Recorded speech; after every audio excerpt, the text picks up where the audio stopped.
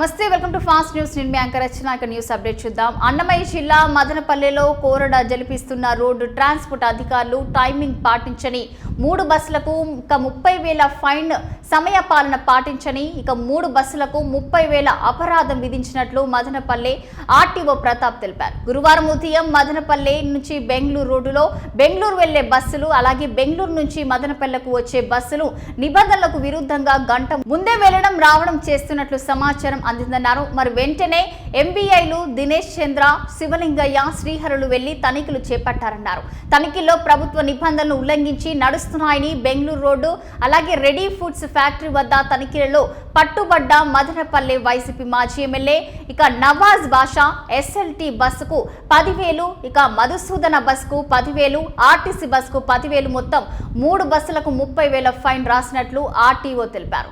మరి ఈ తనిఖీలు ఇక నుంచి రోజు ఉంటాయని చెప్పారు.